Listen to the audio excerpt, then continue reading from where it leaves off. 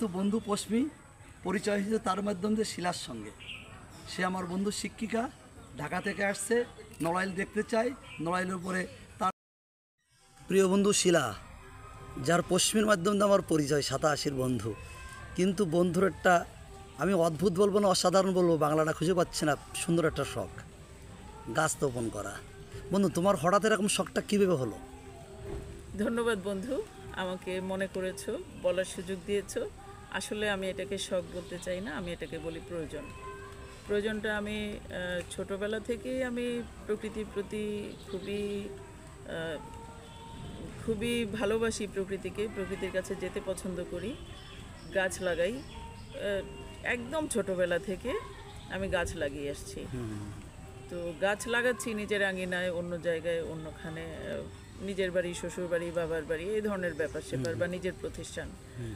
2020 সালে যখন করোনা মহামারী আসলো এবং নানা রকমের আলাপ আলোচনা হলো, গবেষণা হলো, তখন আমরা দেখলাম যে আসলে আমাদের প্রকৃতি থেকে যে বিচ্ছিন্নতা, এটাই আমাদেরকে অনেক ভোগান্তির দিকে নিয়ে গেছে।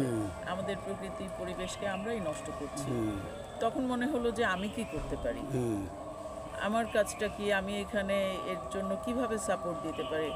অর্থাৎ আমি একটা যে মানুষ, আমার যতটুকু সামর্থ্য ক্ষমতা আছে তার মধ্য থেকে কিছু করা সুন্দর। তখন আমি ভাবলাম যে আমি গাছ লাগাতে পারি, সুন্দর। গাছটা বিভিন্ন জায়গায় লাগাতে পারি। তো আমি তখন থেকে একটা সিদ্ধান্ত নিলাম যে আমি বিভিন্ন জায়গায় গাছ লাগাবো, আমার এই গাছ বিভিন্ন জায়গায় ছড়িয়ে দিব।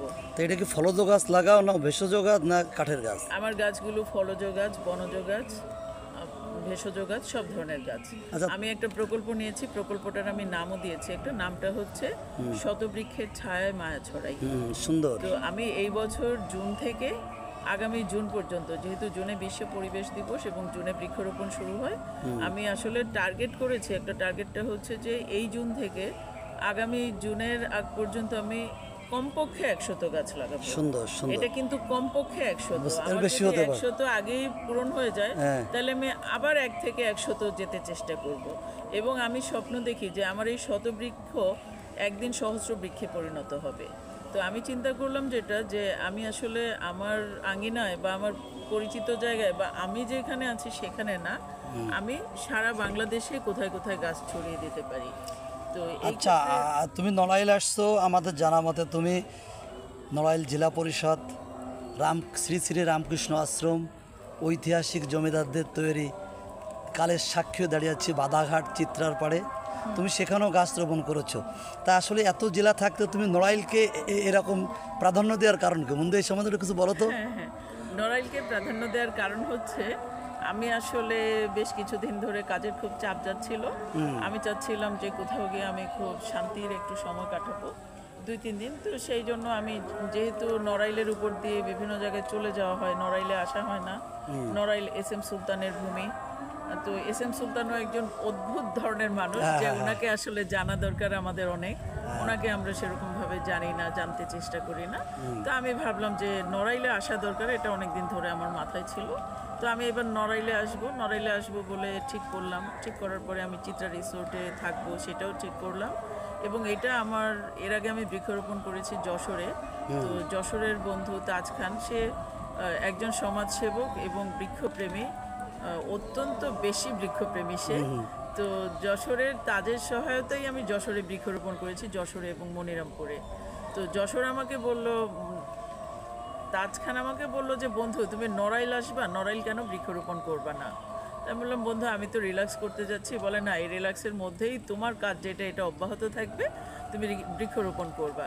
তো যশোরের বন্ধু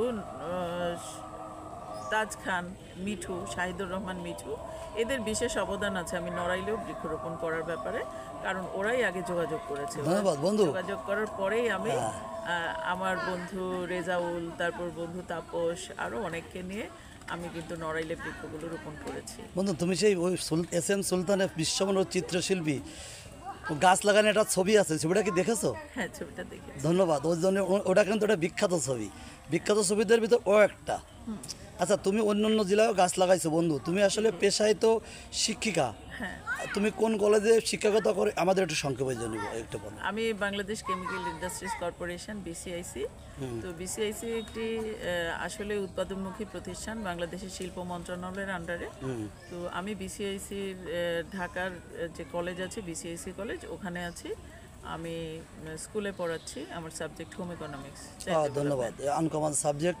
আমার প্রিয় বন্ধু 2 সন্তানের জননী, সে আসলে সুন্দর একটা শখ এবং সে পৃথিবীকে সবুজ পৃথিবী দেখতে চাই।